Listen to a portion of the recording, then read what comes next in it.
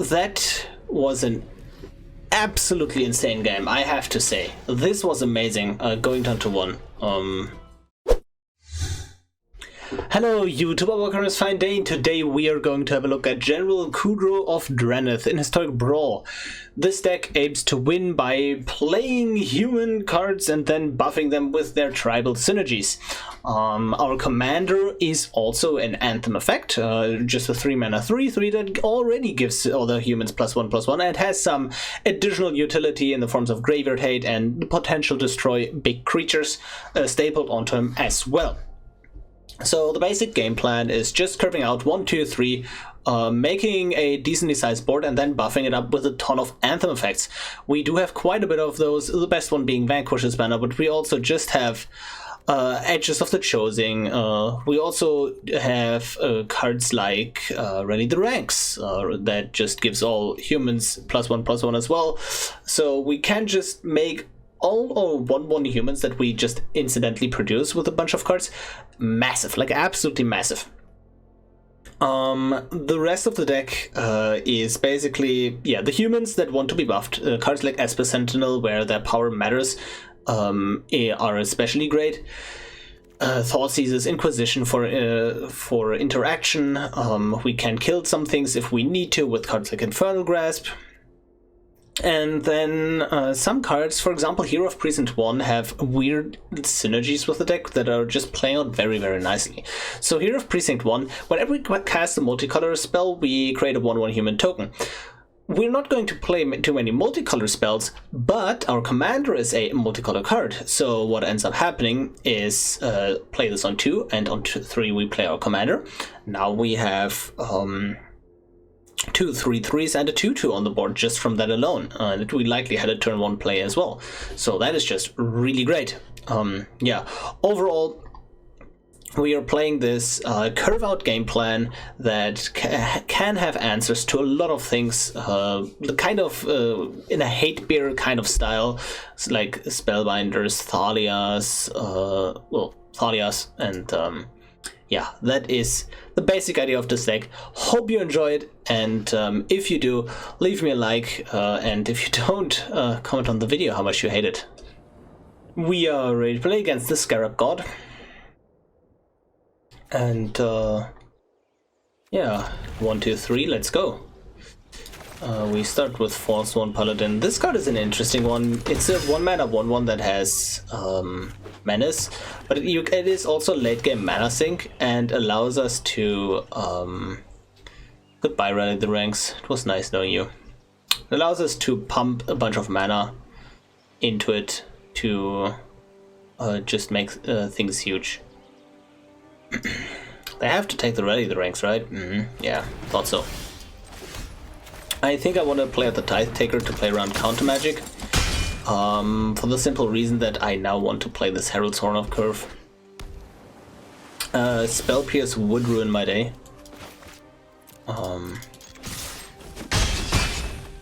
And let's do it.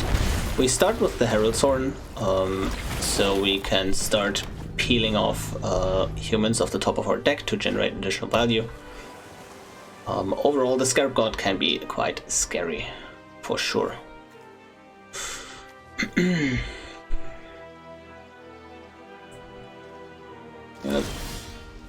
Opponent. This is the turn here. I think we are going to attack here. Oh no, let's think about this. They likely have a counter spell, right? They know about the Metallic Mimic in my hand. Let's see. Are they going to have a counter for the Radiant Destiny? In the gate, for example. They don't. Perfect. We swing in. They have a kill spell for the Tithe Taker. They do indeed. Snarl, pass the turn. And yeah, hopefully the Herald's Horn gets us there. The General Kudro can help us exile things from graveyards. but not from our own, which is kind of problematic. They can still reanimate things from our graveyard with the Scarab God. Can get pretty scary here. Yeah, Metallic Mimic into General Kudro seems great. Oh, yeah.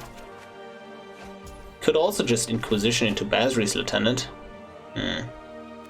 Nah, I'm doing Metallic Mimic into Kudro. Because we start, we now start putting counters on our cards, and then Basri's Lieutenant says whenever one of our creatures with counters die, we create a token. So by...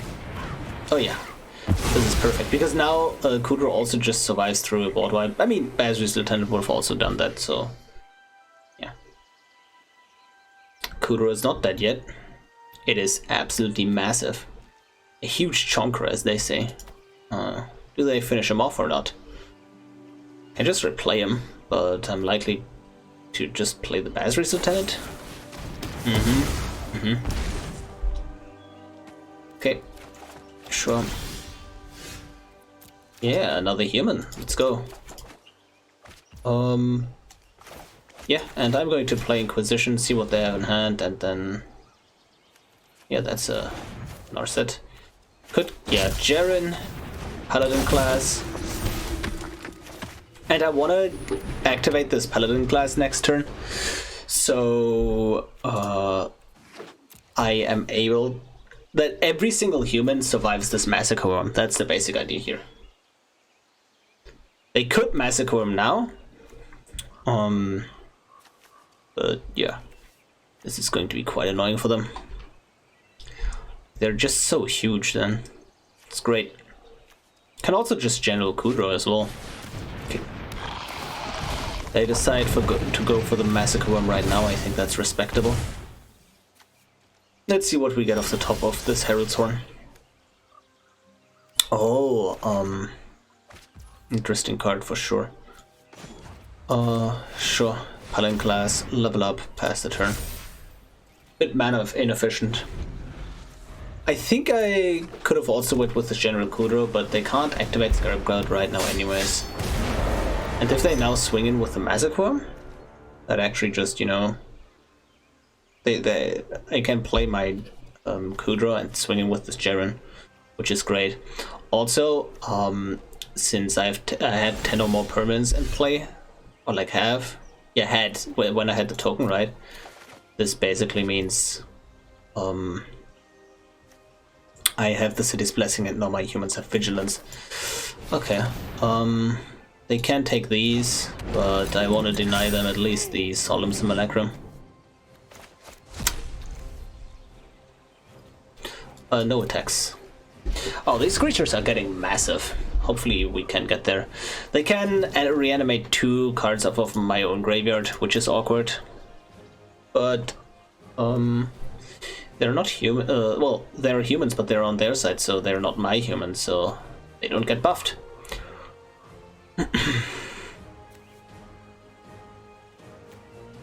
Let's see. Yeah, they're just passing the turn here, which is perfectly fine, I think. No attacks, sure.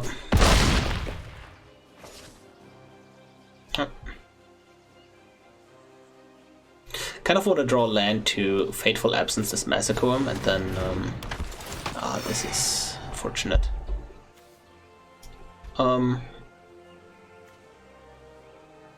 Wow, that's just gas. That's just pure gas. Oh my god. Let's try this. Maybe they think that's something that awesome that they have to take the 1 card. Yeah, this is not great. Maybe in hindsight I should have swapped the Sharkos into Behold so they don't have the pile with Commit and Behold at the same time. Ooh, Capped Neighborheart. Aren't you neat? So a human enters.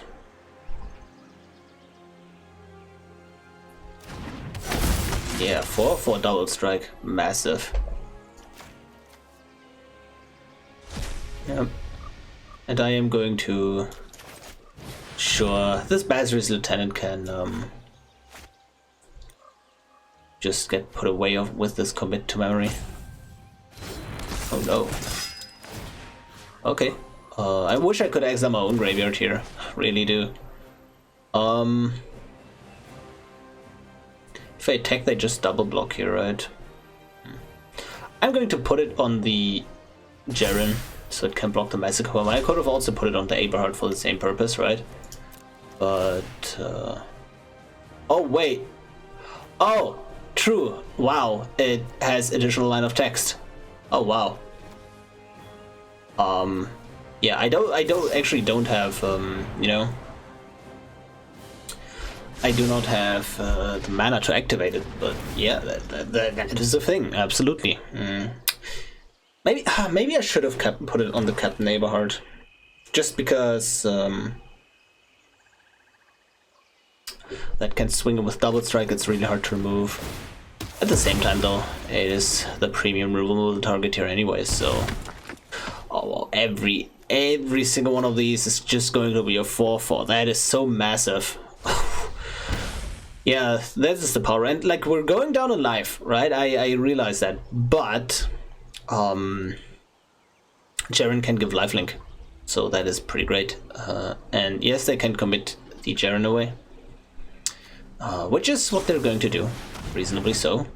But if I have a land on top, then the Herald Song doesn't do anything. But then I have a land on top, and if I don't have a land on top, then I can just peel that off the top with the Herald Sword, and then still draw the Jaren. So most of my draws here are great. Yeah, beautiful. So let's just deploy the Banker's Banner again. Absolutely beautiful. They could do some cool things and ghost quarter me, and then I'm forced to keep these on top. Yeah, Basri's Lieutenant can just attack, I just realized, because it has protection from multicolored. And that means it can only get blocked by the Massacre Worm.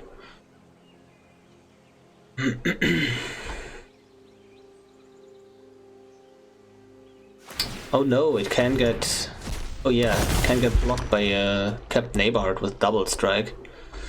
Oh wait, that is awful for me then, right?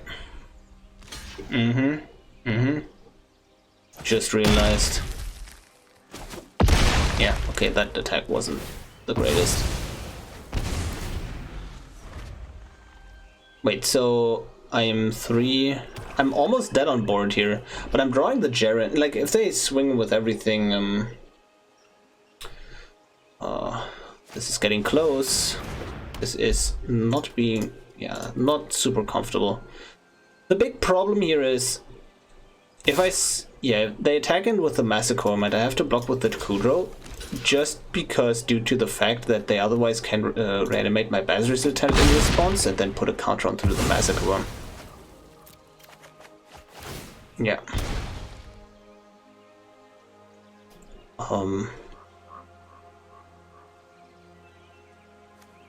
I am dead here, right? Yeah, almost. They should ghost quarter me here, for sure. So much pressure on me. They could also just commit to memory and try to prevent me from getting life, but they should just, like, pass the turn, create a huge amount of creatures in the end step, and it's a headache. Yeah, they did the ghost quarter. Beautifully done by the opponent. Beautifully done. That just denies me one more mana. Great play. And now I don't have much to show, because the Scarab God is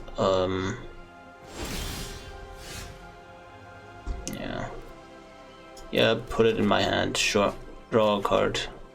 That's a land, that doesn't do too much here. Jaren, draw a card. Let's see, do you draw 1 or 2 drop? Yes, you do. Ooh, that's actually great. We are going to x = 1. Yeah. because it gets reduced by 1 by this Herald's Horn. Then we pass the turn. No attacks, and if they now reanimate, we are going to Fateful Absence the Scarab God. Let's see, can they animate some weird stuff? This doesn't do too much. Yeah. They're reanimating something else here, I assume. And this doesn't... If we kill the Scarab God, it takes away a lot of tempo from them. Because... Well...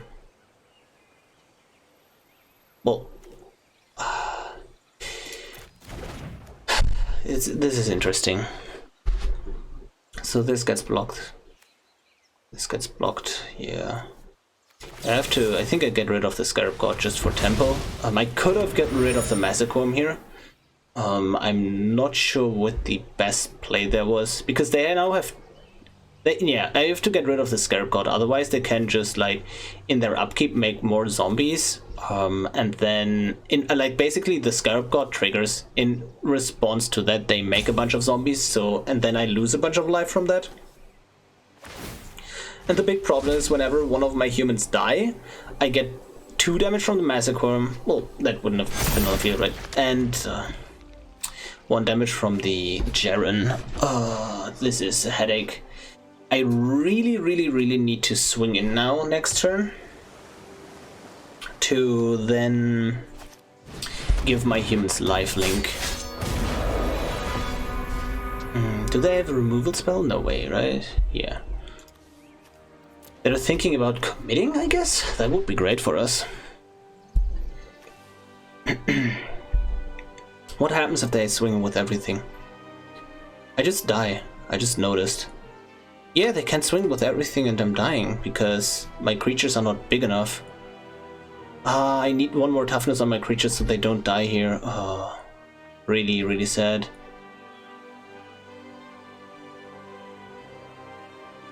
Wait, no. Yeah, they... Wait, no, so... Wait, sure. This blocks here, these blocks this guy, this blocks here, 1 creature dies. Yeah, no, okay, that is fine then by them. Decent play, yeah. I'm 1 mana off of doing, like, activating Paladin class and giving one of these lifelink, basically. At the same time, and I need to give lifelink this turn now. I absolutely need to.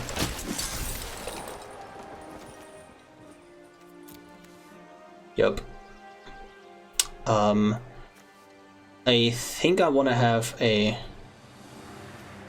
Do I have +1/+1 counters? No way. Yeah, I do. Destroy target artifact or enchantment. Oh, I can destroy the metallic mimic here. They put it on zombie, right? Oh, that's pretty cool. Oh no, but it costs mana. I think I need to do the Dauntless Bodyguard.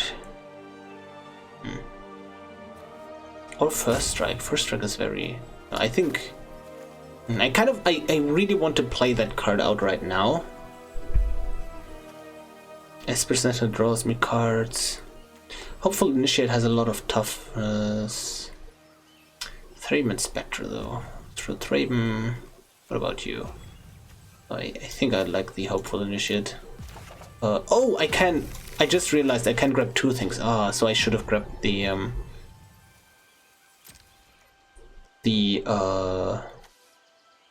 Giant Killer as well. So that was just like a straight up blunder, as they say.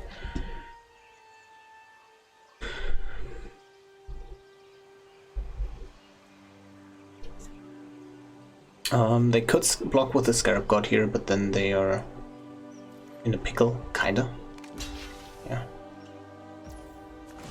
So we put counters on everything.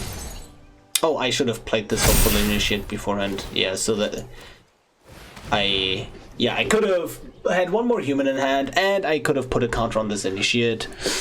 Oh no! Okay, yeah, they still had that in backhand. Just realized. But was there anything else I could have done here? I don't think there was actually. They didn't do the upkeep stop thing, so that is their loss. And I'm not dead here.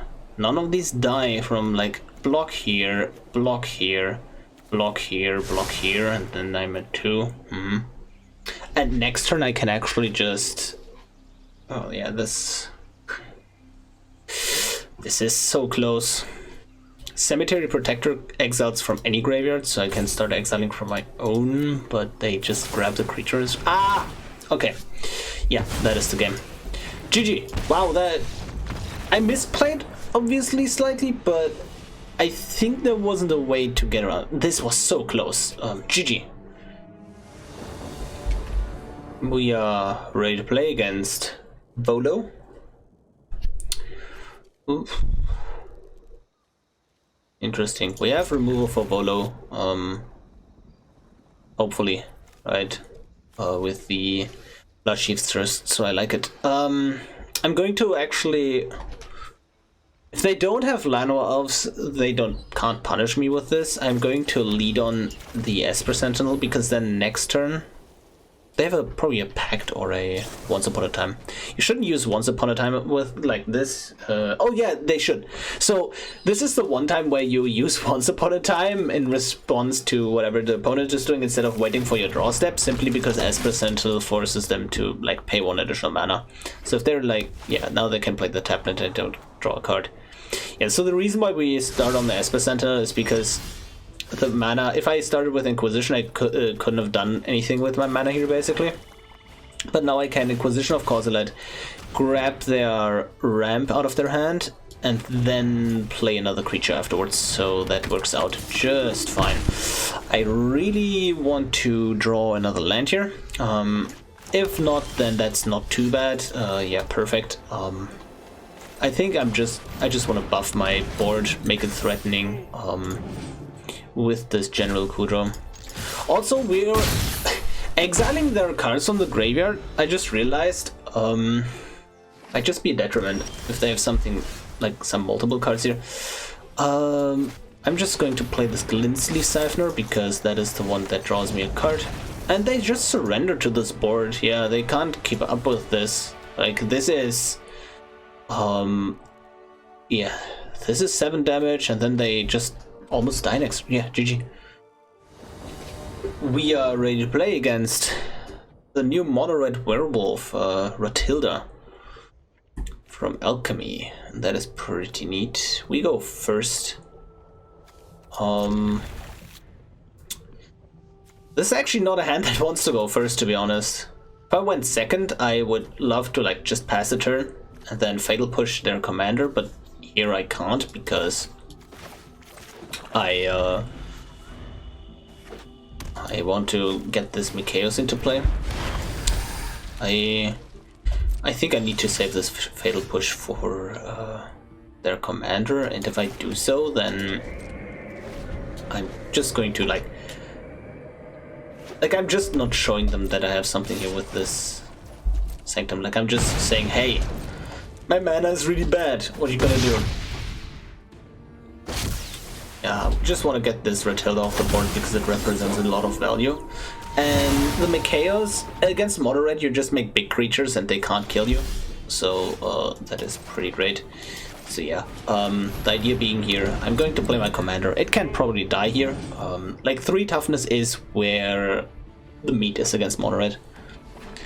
4 toughness is way harder to beat for them than 3. Unless they have a Thundering, but that is absolutely fine. This shows me that they don't have anything to deal 3 damage with. Only, like, they usually don't want to lead on that. They want to use removal that deals less damage first. So I'm going to just play a Mikaeus for 3. And then follow it up with a Kudro.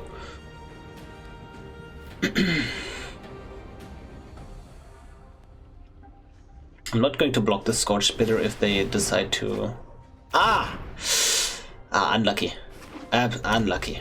I mean, can't do anything about that. Lightning Bolt lines up perfectly here.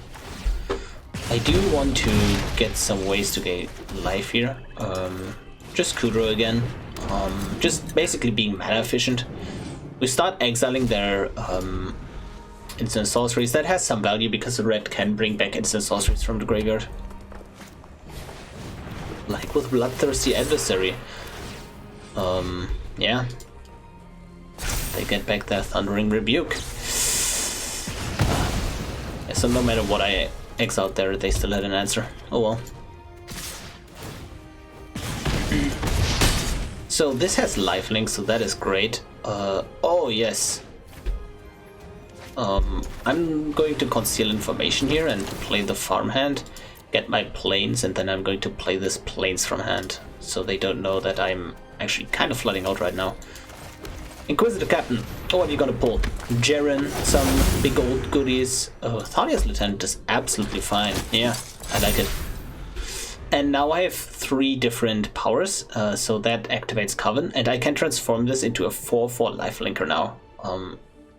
So that is my current goal of staying alive.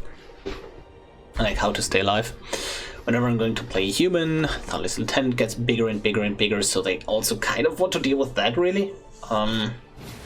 Urgi, God of Storytelling. Oh, I would have played the backside here because they're like, are they actually using their mana? They are running out of cards, right? That's the problem. Anyways.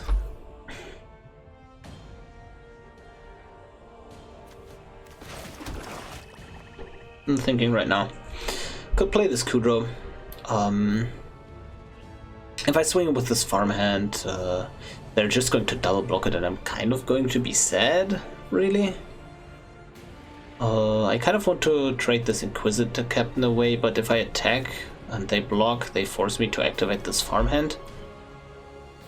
Which is fine, I guess. So sure, Inquisitor Captain attacks, they don't block.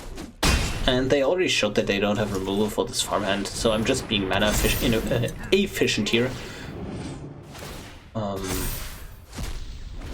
I just realized I kind of jinxed myself now, because now I don't have Coven anymore. I only have 3, 3, 3, and 5, so I need 3 different powers. So I can't activate the farmhand flip, but I can still get just... Oh, they exile a creature, huh?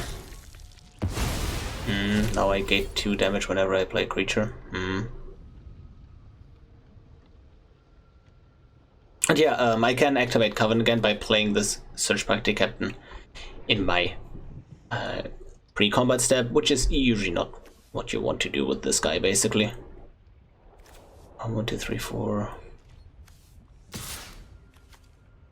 Kind of not optimal. The reason why Coven activates is because my what's it called?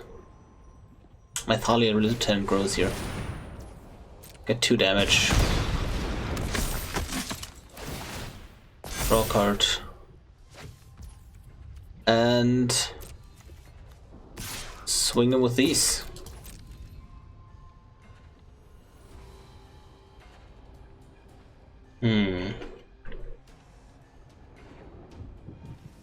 They're going to double block this Ambitious Farmhand, don't they? If they don't, they are in real trouble, but they are. Yeah, exactly what I thought. The Phoenix of Ash is a really, really, really large threat. I could have done this a bit differently.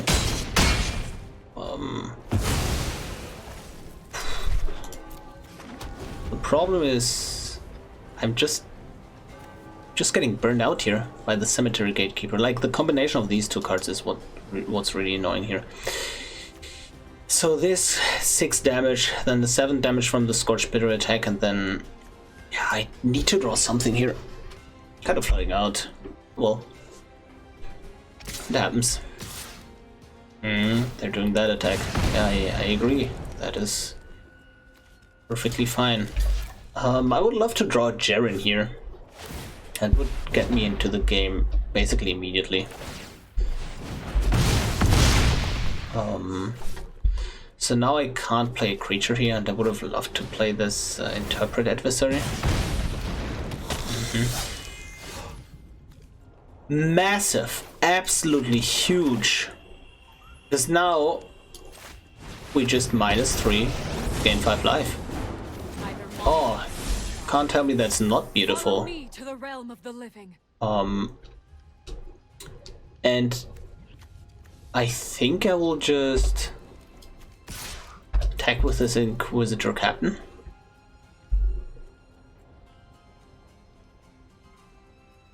Are you going to double block it? Sure. Absolutely fine. And I'm just going to end the turn here. The reason being that wow, they top decked a gold spend. Ah, god damn it. I wanted them to activate the Phoenix and then I can kill it with General Kudro here, but oh my. Wait, I didn't get to... Oh well. They get a treasure now, which is arguably really bad for me. They can just activate their Phoenix of Ash here. Ah, damn it.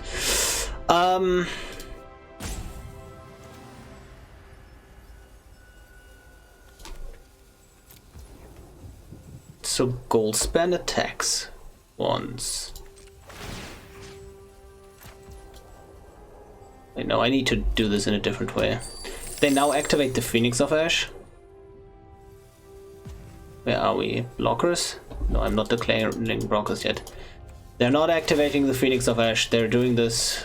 They're playing this very well. Kudro triggers, and they're not giving in basically. I can -2 Elspeth, play Elspeth again, to gain 5 life. Wow! This is so massive. 1, 2, 3, 4. Yeah, sure, whatever. And I'm going to make 2 1/1 humans here, for the sole reason that I want to have something to sacrifice to this Kudro. And I'm not dead yet, because if they activate this Phoenix, I can actually kill it with General Kudro. Oh, the thing here they should do is actually attack Elspeth with the Phoenix of Ash. That would be a great play, I think. Man, maybe I should have just played the Intrepid Adversary for the lifelink. Wow, they're playing this really well, I have to say. They playing this. Yeah. Anybody saying that aggro does not take skill, you're filthy liars. But am I in a situation where I just killed him? Maybe. Oh, lands! Oh, so many lands. No quest is easy. Find your valor and fight. Yeah. And I'm dead. Pretty much. Right? Because I'm just going to activate this Intrepid Adversary over and over, but it is not going to be enough, I believe. Because I am 1 off lethal. 1 mana off of lethal because I don't have enough white, right? Oh no, I'm missing 1 mana for lethal here. Yeah, wow. That was an absolutely insane game, I have to say. This was amazing, going down to 1. If they played basically any other way here, they would have lost the game.